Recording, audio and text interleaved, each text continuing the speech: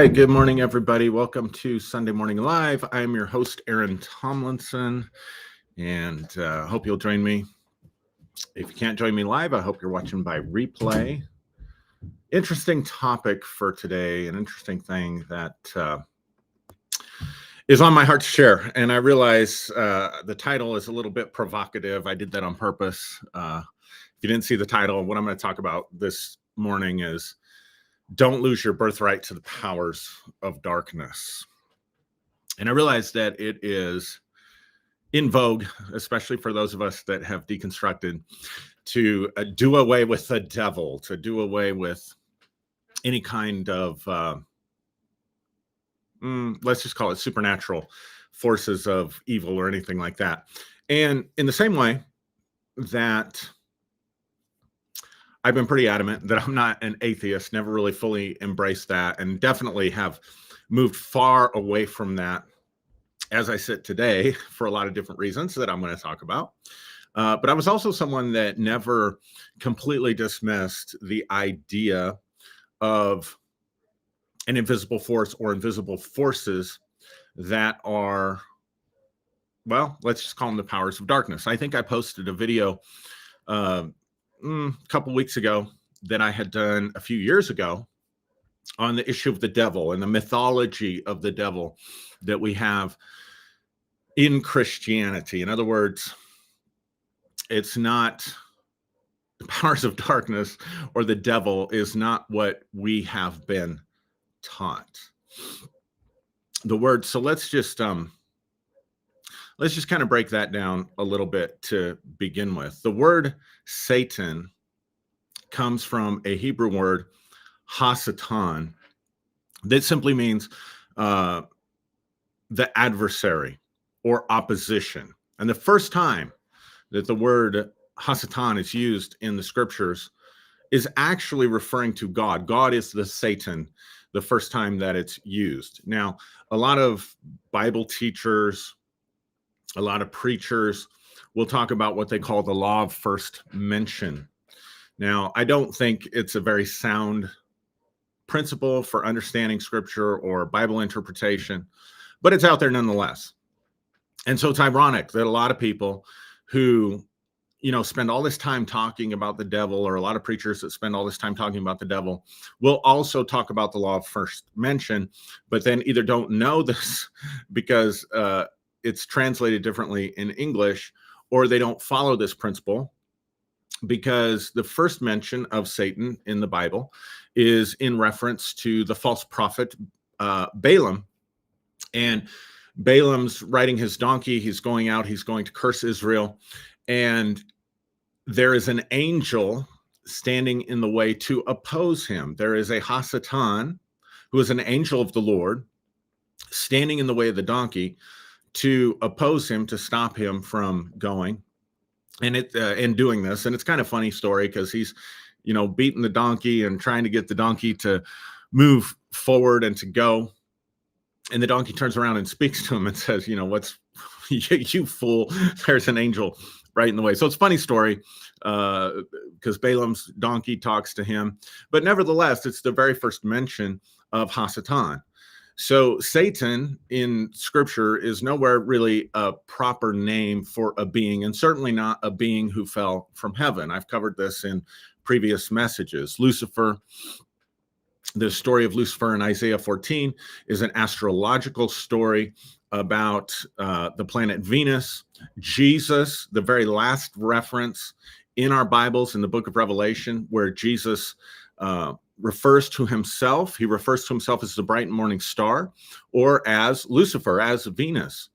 And there's nowhere in the Bible that we can come up with this, like I said, mythology, that Lucifer was this angel in heaven, the choir leader is what I was taught, and he rebelled against God and got cast out of heaven with a third of the angels and stuff. That's a lot of patchwork from various different scriptures, and really a story that was adopted, I think, first by the church father Tertullian, and just has become the conventional popular understanding of a devil or of a Satan or of the powers of darkness. So I want to separate myself from that to begin with and say, this is not what I'm talking about this morning. I'm talking about something completely other than that, and completely different than that. But I think it is important to talk about.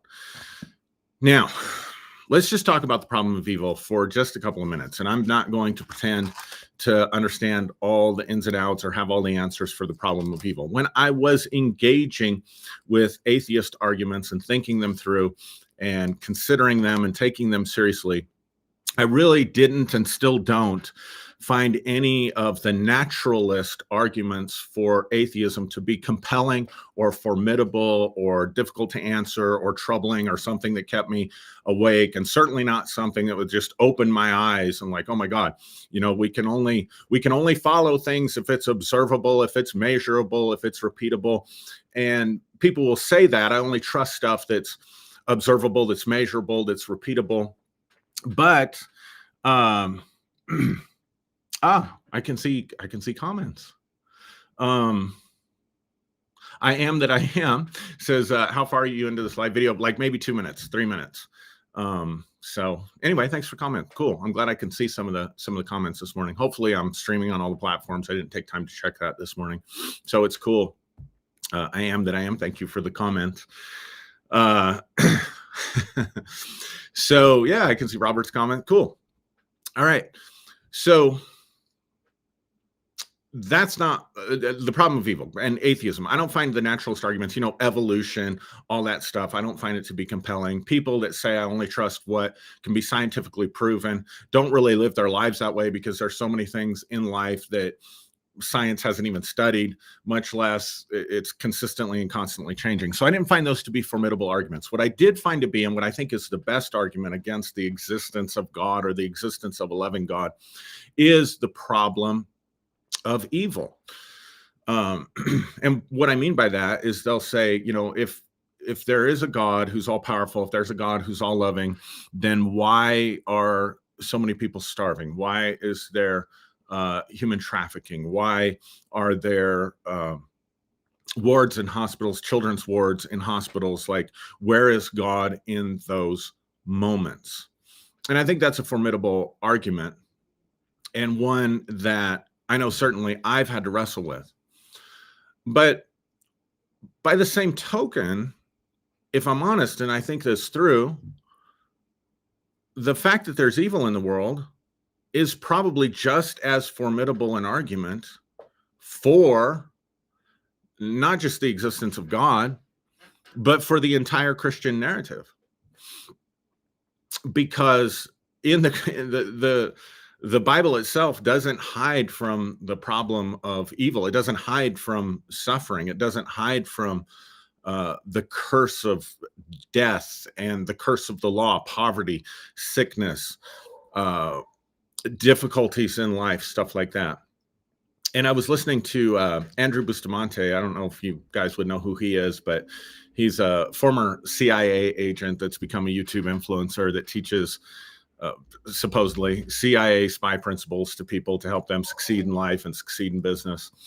And I was listening to a podcast that he did, and he talked about what convinced him that Christianity is true was also the problem of evil and all the horrible things that human beings do. So having been in the CIA, having worked, I'm sure, and has, you know, classified knowledge about all the horrible stuff that goes on in the world and that people do, and these power struggles between nations and stuff like that.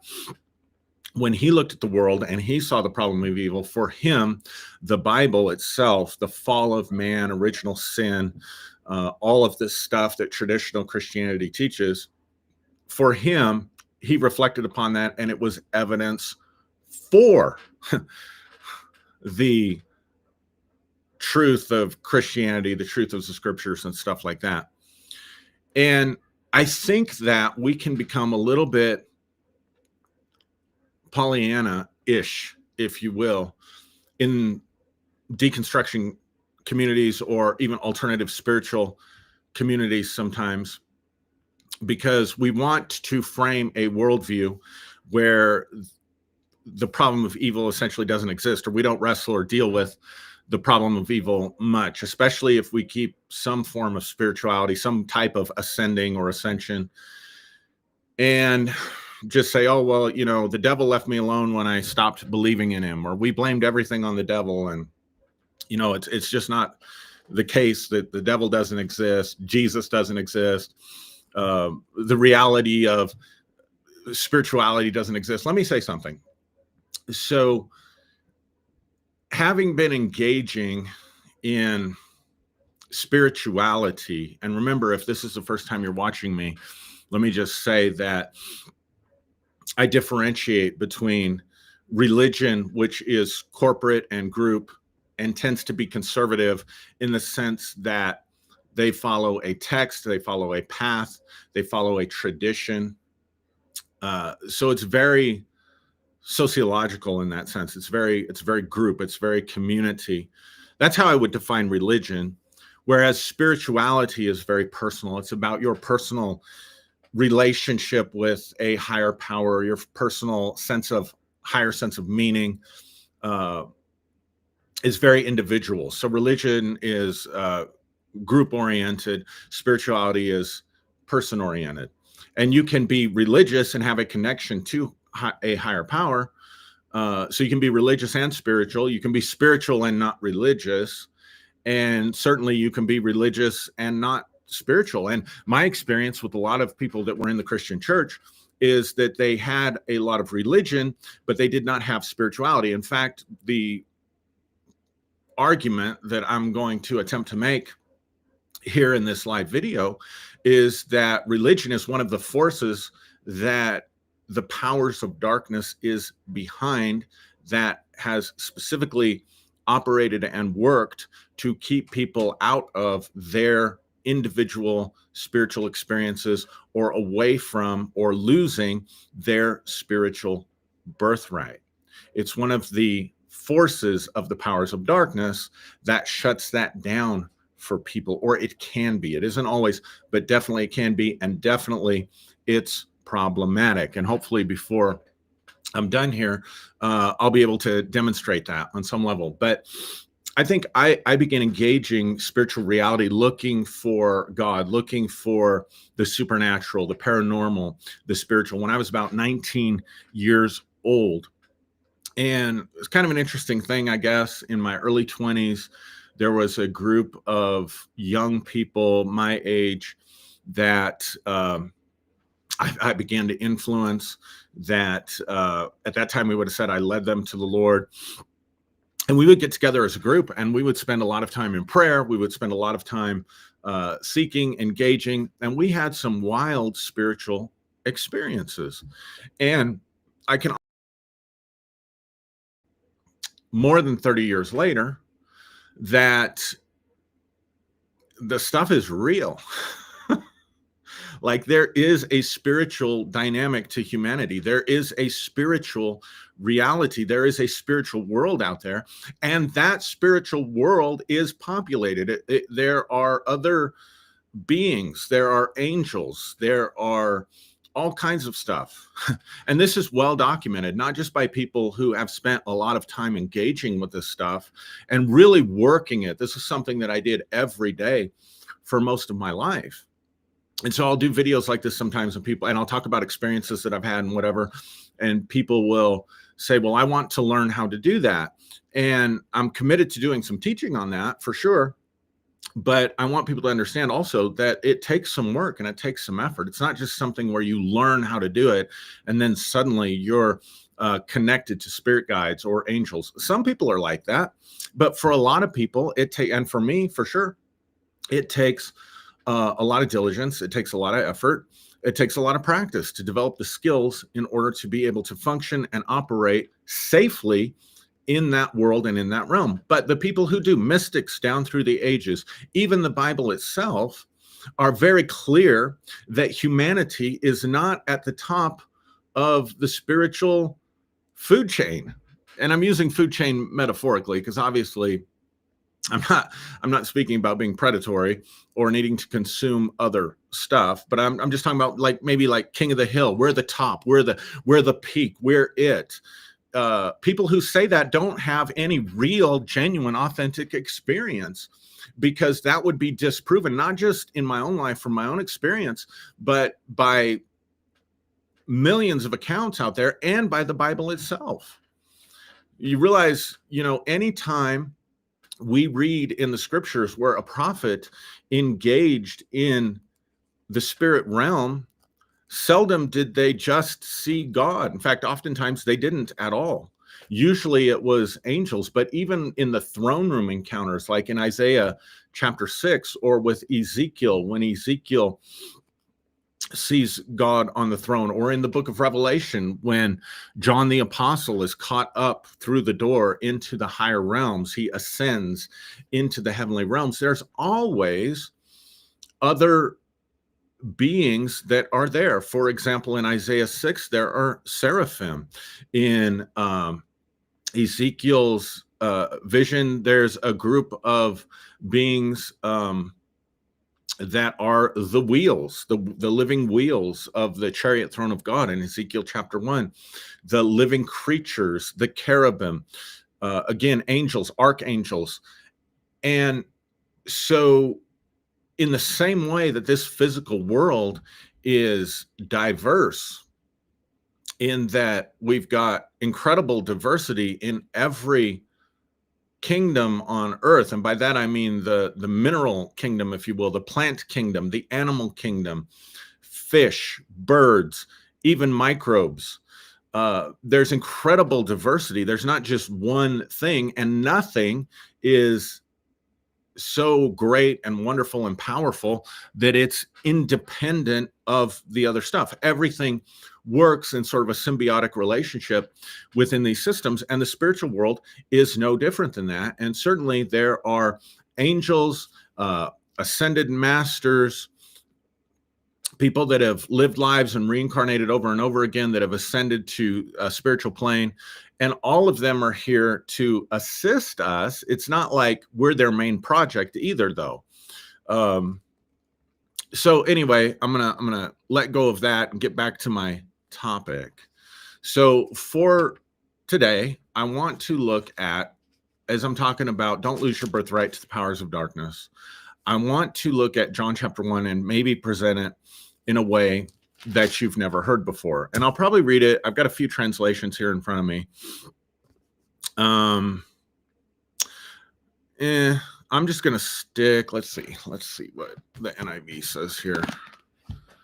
Let me read it from the NIV first and see what the NIV says. Yeah, I'm doing it the old-fashioned way, turning pages. Hope everybody's doing well out there. So John chapter 1, verse 1, for familiar passage for us. It says, in the beginning was the Word, and the Word was with God, and the Word was God. He was with God in the beginning, and through him all things were made. Without him nothing was made that has been made. In him was life, and the life was the light of all mankind. And I want to focus on this third verse. It says, the light shines in the darkness, and the darkness has not overcome it. The light shines in the darkness, and the darkness has not overcome it. I want you to think about that word, overcome, because it implies, in the English language, when we use the word overcome, it implies conflict, it implies battle. And most of our newer translations translate it that way. And I think this is because the modern Christian worldview has been influenced by a worldview understanding of the spiritual world in terms of what they would call spiritual warfare, or in terms of conflict. So the light is shining in the darkness, and the darkness is fighting against the light. The darkness is trying to put out the light, but the darkness cannot overcome it. The darkness cannot defeat it. And then it goes on in verse 6, and it talks about John the Baptist. There was a man sent from God whose name was John. He came as a witness to testify concerning the light, so that through him all might believe. He himself was not the light. He came only as a witness to the light. Verse 9 is important. The true light that gives light to everyone was coming into the world. Again, not the best translation in my opinion, but the idea here is that Jesus was the true light that was coming into the world. John the Baptist is giving testimony of Jesus, and Jesus gives light to everyone. He's the true light that comes into the world. He was in the world, and though the world was made through him, the world did not recognize him. He came to that which was his own, but his own did not receive him. Yet to all who did receive him, to those who believed in his name, he gave the right to become the children of God. Children born not of natural descent, nor of human decision, or of a husband's will, but born of God. And the word became flesh and made his dwelling among us. And we beheld his glory, the glory of the only Son who came from the Father, full of grace and truth. Now, let me just read it actually from the King James so we can compare an older translation where these concepts of spiritual warfare and stuff hadn't really been so central to Christian thought and Christian thinking back then as it is today. So the King James says it this way: in the beginning was the Word, and the Word was with God, and the Word was God. The same was in the beginning with God. All things were made by him, and without him nothing was not anything made that was made. Okay, so far so good. Pretty similar. Verse 4, in him was life, and life was the light of men. Pretty similar. But there's a change to this word overcome in verse 5 that I think is important. It says, the light shineth in the darkness, and the darkness did not comprehend it, or comprehended it not. So the word overcome, the darkness did not overcome it, gets changed to the darkness did not comprehend it, or the darkness did not understand it. Then it goes on, there was a man sent from God, whose name was John. The same came as a witness to bear witness to the light, that all men through him might believe. He was not that light, but was sent to bear witness of that light. That was the true light, which lighteth every person, every man that cometh into the world. So not the true light coming into the world, but a light that gives light to every person who comes into the world. A little bit different there, but we'll cover it.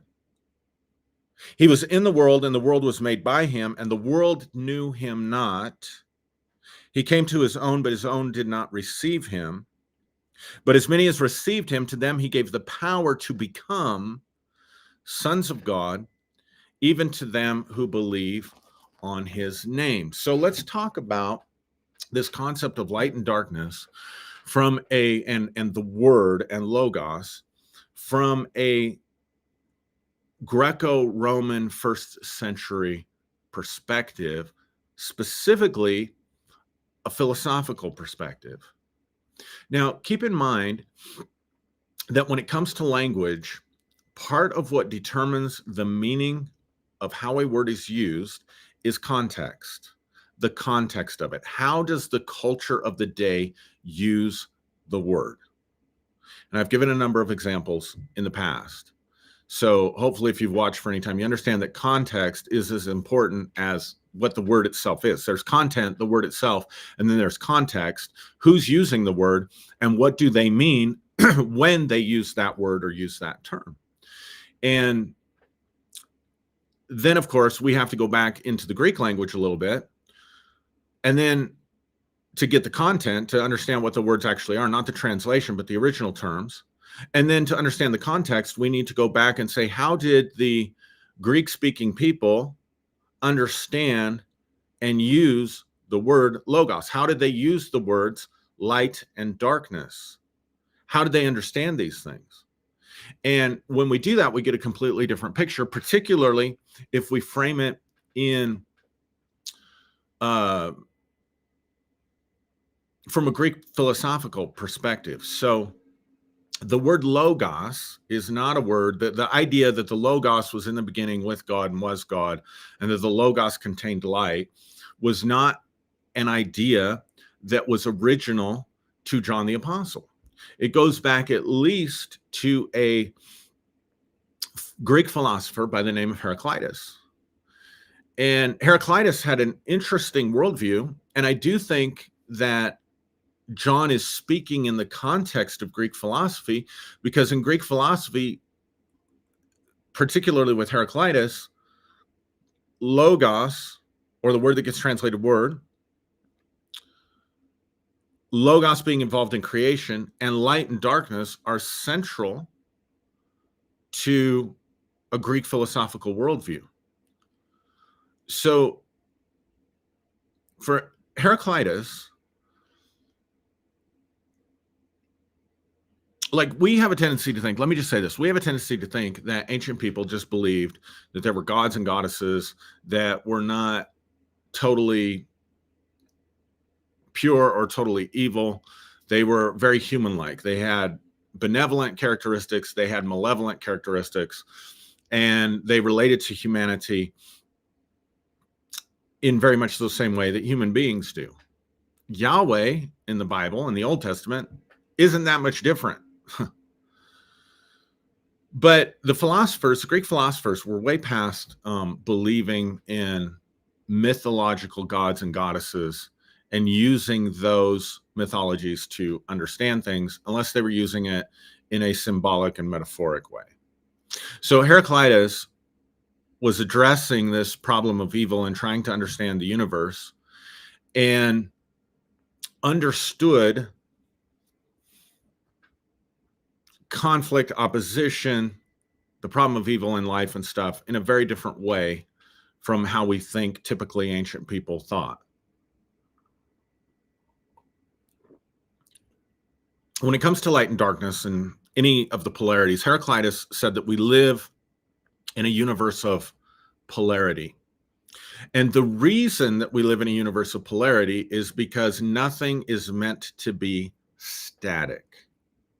So let me unpack that for you.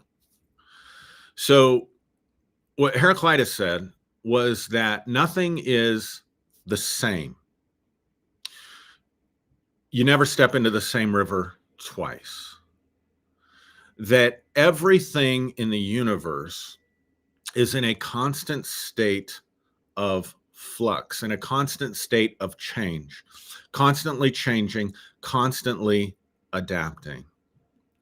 And that in order for this to be possible, in order for the world not to be just stable and static, there had to be polarities that were sort of working against each other, or they're not, maybe not working against each other, but they had to be opposites. So light is the opposite of darkness. Hot is the opposite of cold. Death is the opposite of life, etc., and so on. I think you get the point. So on the extreme end of one polarity, you have darkness, night. On the extreme end of the other polarity, you have light or day. On the extreme end of one polarity, I guess you have, heat, although varying different degrees. And on the other end, you have, let's just say, absolute zero, right? But most of the time, it's somewhere in between. There's a blending. So if you think about night and day, right? During the daytime, I can look outside my window and I can see shadows from the house, with where the house is positioned relative to the sun right now. The house itself is casting a shadow on my backyard. So I can see the darkness in the light. At nighttime, if even during a new moon, right, we have stars. During a full moon, we have where you can see your path and you can see where you're walking, particularly if it's a super moon. So we never really live our lives in absolute darkness or absolute light where there is no shadow. And we never experience absolute zero as cold, right? Or heat that's so incredible that it just completely melts us, right? There's always a blending, there's always a working together, a balancing of these different polarities. And that allows for the transformation, that allows for change. It also allows for experience. Think about it. If the world were completely stable, if the world were completely static, then you would not be able to have a new experience. And if you weren't able to have a new experience, you wouldn't be able to have feelings about that experience. Thus, you wouldn't be able to experience joy. You wouldn't be able to experience happiness. You wouldn't be able to experience love. And so for Heraclitus, polarity, these polar forces that were opposite but blended and working together in some sense, is what allowed for change. And that everything was in a constant state of flux, that everything was in a constant state of change. And by being in a constant state of change, this allowed for human beings to have experiences, but not only allowed them to have experiences, but allowed for them to transform, allowed for them to change, allowed for them to become. The ordering principle, that which was stable and static, if you will, but that I don't like that term so much, but that which was stable, that which ordered the universe, that which kept the train from going off the tracks, if you will, everything just disintegrating through entropy into total chaos, was the divine principle of the Logos.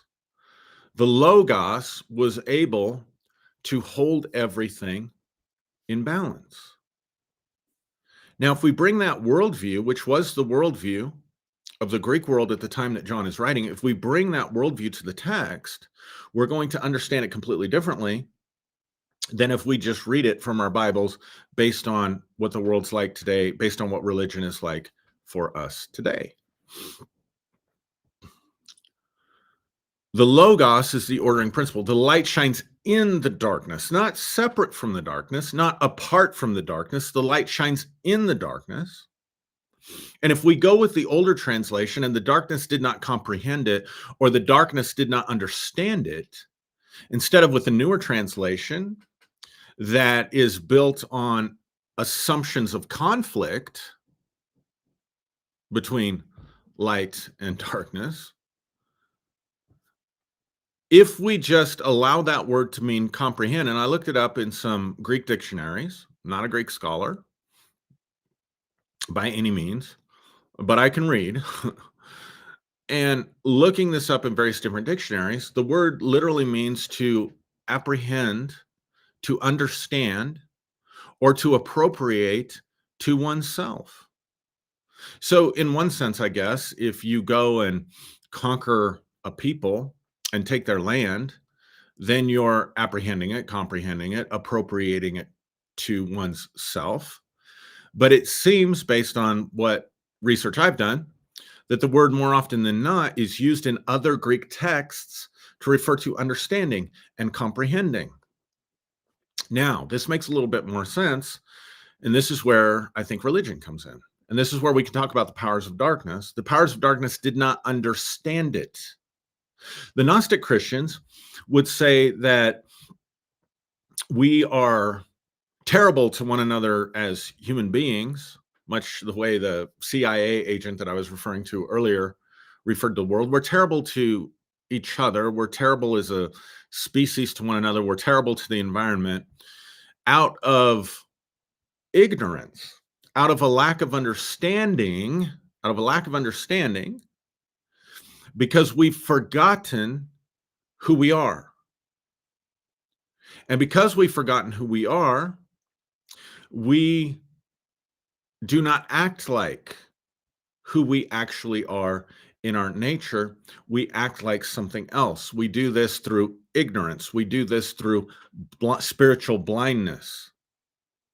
right? And so for the Gnostics, salvation came by knowledge that would penetrate the darkness, break the power of darkness, because darkness has to do with being blind. Darkness has to do with lack of understanding, not inherent evil. So, from the perspective of original sin, and St. Augustine in the Catholic Church and the Latin stream of the church, that then was inherited by the Catholic Church from the Latin Catholic Church, from Augustine, and then inherited by the Protestant churches from the Catholic churches, and then inherited by the evangelical charismatic Pentecostal churches from the Protestant churches. The idea was that your nature is inherently evil, your nature is inherently wicked, that you sin because you're born to sin, because you were born to Adam and you don't have any choice. And this is also where grace comes in. This is why grace became necessary. The original grace teacher wasn't Andrew Womack. The original grace teacher was Augustine of Hippo, hundreds and hundreds and hundreds of years ago, centuries ago. Because you're evil, because you're wicked, this was Augustine's thinking, because you're evil, because you're wicked as a human being, rotten to your core, that's your nature to go against God, to sin against God. You can't even, because your nature's so wicked, you can't even choose God. Therefore, God has to draw you by his grace. You don't deserve it, but God gives it to you as a gift anyway. And then, of course, God has to save you by his grace. This was all an Augustinian understanding. This really didn't originate with Paul. Paul gets misinterpreted by Augustine. Paul gets misinterpreted then even further by Martin Luther and the Reformers, and it's come down to us today. And so there are people that are against Paul because they're saying, well, Paul said these things, and they were things that Paul never said. If you're interested in looking into all that, you can just look up, Google, Ask AI about the new perspective on Paul that Bible scholars have been working on since, I think, the 1970s. But it hasn't really trickled down. In other words, what the new perspective on Paul says is Paul didn't say any of the stuff you think he says about justification and all of that stuff. But that's how Martin Luther read it. And that's how it gets translated into our Bibles. But that's a topic for another day. But let's think about darkness and the powers of darkness then from this perspective of keeping people locked in ignorance, or the light shining. This is how it relates to religion. The light shining in the darkness, but the darkness not being able to apprehend it, darkness not being able to understand it. It's there, the light is there, they can see the light, but they cannot understand the light. Therefore, they cannot appropriate it to themselves because of their own ignorance, because of their own blindness, because of their own spiritual amnesia. Now, I'm going to go one step further, perhaps than Heraclitus did, and I'm going to say that I do believe that there are intelligent, conscious forces that exist in darkness that are actively working against humanity from discovering the light that is within them. See, John's gospel in John chapter 1 takes a completely different view than Augustine or original sin, than the Catholic Church, the Protestant churches, the evangelical churches, the charismatic churches, the Protestant churches. They would all say you're born in sin, you're destined for hell because you were born to Adam, and you needed a savior to come and change your nature. You need to be born again. You need to become a new creation in Christ. That's what they would say. But John is actually saying here is that this light that is in the Logos, this life that is in the Logos, is also in the human being, is giving light to every person that comes into the world. So from the perspective of John, from the perspective of the Gnostics, really even from the perspective of the Bible, humanity being made in the image and likeness of God, There is a divine light inside every human being. So at their core, a human being is not evil. At their core, a human being is not wicked. At their core, a human being is divine. A human being is eternal. A human being will live forever and has always been and has always existed. This life that we're living is just the current manifestation of our experience in a world of flux and in a world of polarity. It is not our essential identity.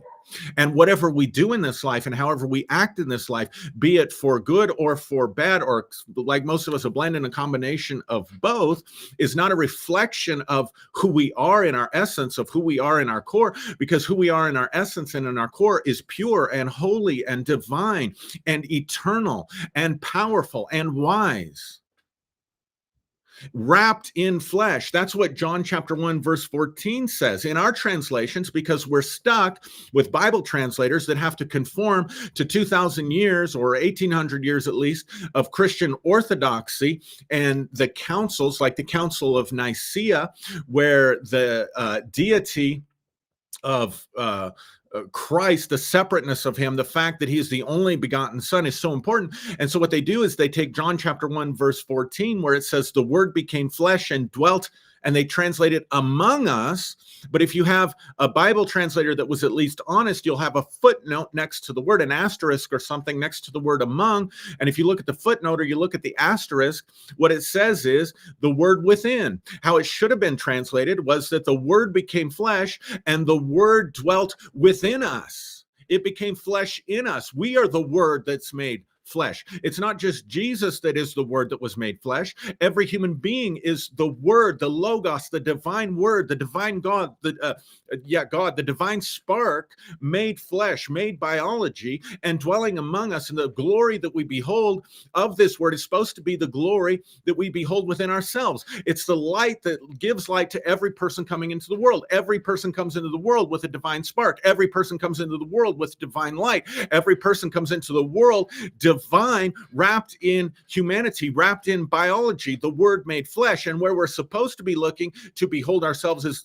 is not outside of ourselves to behold the glory, but within ourselves to behold the glory. And then as we walk in that, that should be manifested, and we are freed to be our most authentic self, and then we can be of the best service and show up in the best way for everyone else in our lives and for the rest of the world.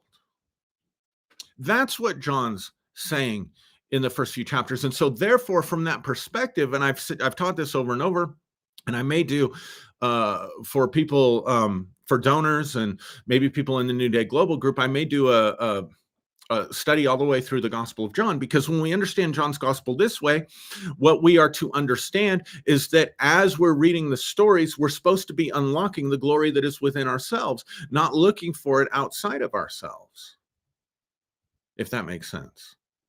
But darkness cannot comprehend this light. Darkness cannot understand this light, but it still sees the light because the light is shining in the darkness. So therefore, what darkness has done is darkness has misunderstood the light. And by misunderstanding the light and by not comprehending the light, darkness has distorted the light. Darkness has distorted the truth. And nowhere is this more present than within religion itself. They have taken the light, Christ, they have taken the light, the gospel, they have misunderstood it, therefore they have distorted it and misappropriated it, and then weaponized it for political power and control. And we see the same things happening today, at least in America. So these forces of darkness are destructive. Now, I want you to think about this in the sense of polarity, in the sense of things being in flux, in the sense of the possibility for change and transformation and the possibility for experience. I want you to think about it this way. Darkness can represent, let me just say it this way. Let me say it this way first.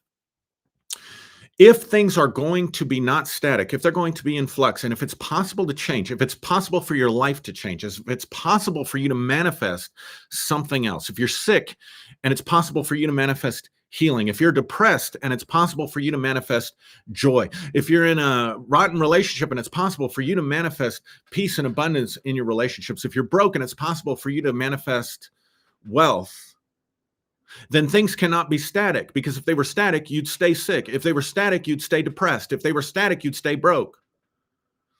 But since transformation is possible, there has to be both a destructive force that deals with what is, that takes apart or breaks down entropy, we call it, that breaks down what is, and there has to be a creative force that brings forth something else. So all transformation is deconstruction of the old and then a recreation into something new. That's what all change is. That's what all transformation is. If you have illness, the illness has to disappear in order for health to manifest. Therefore, in order for health to be created, illness has to be destroyed. If that makes sense. And a lot of people get stuck in the manifestation process because the deconstructing process, the destruction process is very painful and it's very difficult and it's very hard and it's very trying. And so we'll try to stop that process, not realizing that it's necessary for the old to vanish in order for the new to come.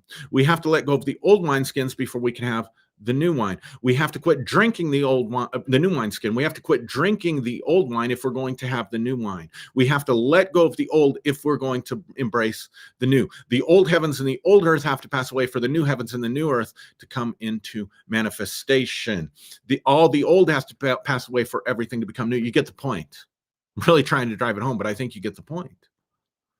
So if from this perspective, then, darkness is an element of that which is destructive, or let's step back even further and we can look at this from a Jewish perspective, and we have to understand that first century Judaism is very different than today's Judaism, and that first century Judaism, most Bible scholars and religious scholars will tell us, was influenced by a religion that was called Zoroastrianism. And the basic principle of Zoroastrianism was that you had two forces. You had the forces of light, Ahura Mazda, the god of the forces of light, and you had forces of darkness, Ahriman, who was the god of darkness. The Rosicrucians took that and have updated it to say this, that you have the forces of light, which they call Luciferic, and you have the forces of matter and darkness, which they call Ahriman. And one is on the spectrum of spirit, and the other is on the spectrum of material, right? And both polarities, from a Rosicrucian perspective, can be destructive. Luciferic beings can lead you too far into the light so that you leave your humanity, you leave your flesh, you leave the material world behind. It's all about ascending back to source. It's all about getting out of this 3D and 4D world. And they would say that that is not balance ordered by the Logos. In other words, it's out of order. It's too far to the spirit. It's too far to the light. On the other hand, Ahriman are the forces, the intelligent forces, that allowed material existence to come into being. And so the pull can be towards materialism, naturalism, atheism, just thinking about yourself and what you can get, the pursuit of things, the pursuit of material experiences, to the exception, I'm sorry, not to the exception, to the exclusion of all things spiritual. There is no God. Humanity is it. We're it. We're at the top of the pyramid. There's nothing else that exists out there that we need to mess with. And if we're messing with it, we're coming from a lower vibration. That's the biggest bunch of crap. That's actually the pull of Ahriman, pulling us away. The Logos, the ordering principle, the Logos being made flesh that we behold his glory, brings us into perfect balance, brings us into perfect harmony. We do not experience our divinity to the exclusion of our humanity, nor do we experience our humanity to the exclusion of our divinity. It is being balanced as a spiritual being, but also as a human being, not just a spiritual being having a human experience, but a spiritual being who has incarnated as a human being to have the human experience. That's where the Logos is. That's where the glory is. That's where your birthright is. That when you receive that and you appropriate that balance, you appropriate the Logos, and you realize that you are spiritual and human. You realize that there is a balance, that you do not escape your human experience, your human desires, your human emotions, all that comes with being a human being. You don't try to escape that and ascend to some 5D world or some other whatever it might be because it's better over there. You don't try to just get out of here and get to heaven. You're not just waiting for Jesus to come back and rapture you. You're embracing the human experience that you're having right now with all of its beauty and all of its difficulty. And at the same time, you're not becoming so earthly minded and so human that you lose sight of, become ignorant of your divine potential, your spirituality, your divinity. That's what it means to be a child of God in this life. To as many as received him, to them he gave the power to become. Becoming there in the Greek is a transforming word, that you're being transformed into that. You're growing into that. You're maturing into that. You're learning how to balance flesh and spirit, matter and spirit, earthly and heavenly, human and divine. That's the Logos being made flesh. But here's the point I want to drive home in the last few minutes. Religion that comes through the powers of darkness sees the light, but cannot understand the light, cannot apprehend the light, misappropriates the light, misunderstands the light, and therefore presents a false narrative, a false gospel, a false image, a false reality that is authored by forces that cause destruction to occur, that are destructive. This is where all your egregores come from. This is where the Jesus or the Christ of religion comes from. It's the light being misunderstood, not apprehended by the darkness, and therefore distorted, but there's dark powers that are working behind it.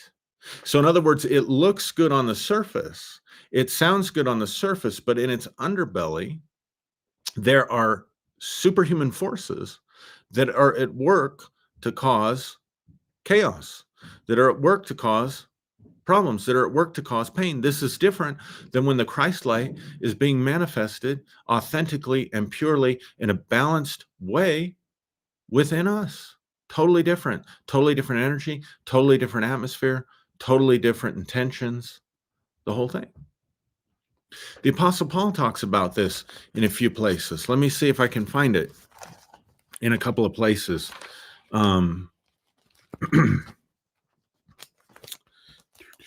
It's been so long since I've just toured around the Bible that, let's see, God eats popcorn, Galatians, Ephesians, Philippians. I was looking for Ephesians. I couldn't find it. So we learned God eats popcorn, Galatians, Ephesians, Philippians. I think it's in Ephesians 4. I think. Verse 17, he says, this I say, therefore, and testify in the Lord, that you should no longer walk as the rest of the Gentiles walk, watch this, in the futility of their mind, having their understanding darkened, being alienated from the life of God because of the ignorance that is in them, because of the blindness of their hearts, who being past feeling have given themselves over to lewdness, to work all uncleanness and greediness. But you have not so learned Christ, if indeed you have heard him and have been taught by him as the truth is in Jesus, that you put off concerning your former conduct the old man, which grows corrupt according to deceitful lusts, and be renewed in the spirit of your mind, and that you put on the new man, which was created according to God in righteousness and holiness.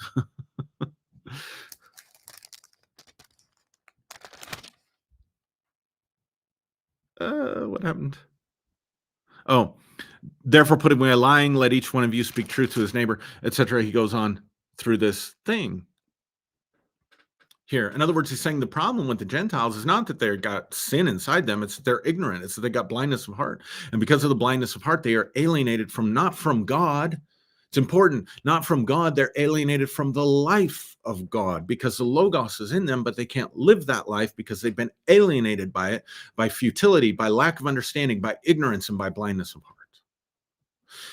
But he says something even more interesting in relationship to this that I want to just give you in 2 Thessalonians. And I don't have a cute little popcorn. God eats God anyway. The C on popcorn is for Colossians. I just saw it. That's what made me think of that. Let me go to 2 Thessalonians if I can find it. This is why we look it up, right? Why we don't do the old-fashioned way, the way I'm doing it, turning pages. 2 Thessalonians chapter 2. This could have a lot of different meanings, but I want to point out one here in particular that kind of supports my thesis. Starting in verse 1, he says, now, brethren, concerning the coming of our Lord Jesus and our gathering together with him, we ask not to soon be shaken in mind or troubled, either by spirit or by word or by letter, as if it's from us, as though the day of Christ has come. Let no man deceive you by any means. That day will not come unless the falling away happens first, and the man of sin is revealed, the son of perdition. Now, watch this. This man of sin that our Bible prophecy teachers love to say refers to the Antichrist. It says he opposes and exalts himself above all that is called God. He opposes and exalts himself above all that is called God, or that is served or worshiped, so that he sits as God in the temple of God, showing himself that he is God. So he's not going to just oppose, he's going to replace. It's important. The man of sin, or the man of lawlessness in the original language, in the King James, the man of lawlessness will come and oppose worship, will oppose God, and his goal is to replace God, to sit in the temple of God. He'll work in the temple of God, and his goal is to not only oppose God's working in that temple, but his goal is to replace God and sit as God in the temple of God as a counterfeit God, right? And he says, do you not remember that when I was still with you, I told you these things? Then he says in verse 7, for the mystery of lawlessness is already at work.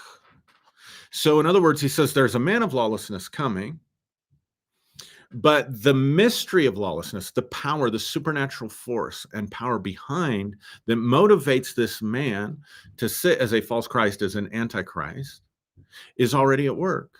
Now, let's just forget about all the Bible prophecy stuff and the rapture and the second coming and all that stuff for now. And let's just talk about the mystery of lawlessness. If it's already at work, then it's not just a man, it's a spiritual force. It's an oppositional power that's at work. It's the powers of darkness. Where does it work?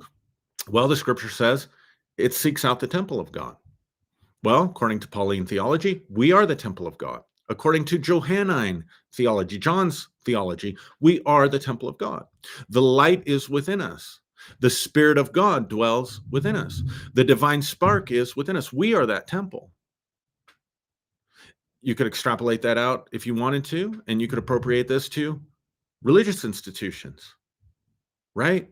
The mystery of lawlessness at work within religious institutions. To do what? They're working, so that's the where in the temple. What are they doing? Opposing God, opposing true service. Worship there doesn't mean like, oh, thank you, thank you, thank you. No, worship means service. To oppose true service to the divine, right? but to also replace, to so undermine it and so oppose it that eventually it itself sits as God in the temple of God, so that people think they're following the light, but they're really following the darkness. People think that they're following the paths of righteousness, if you will. I kind of hate that word because of the way it's been distorted and used, but let's just use it. Following the path of righteousness, but they're really giving their service and their homage and their minds and their behaviors to lawlessness.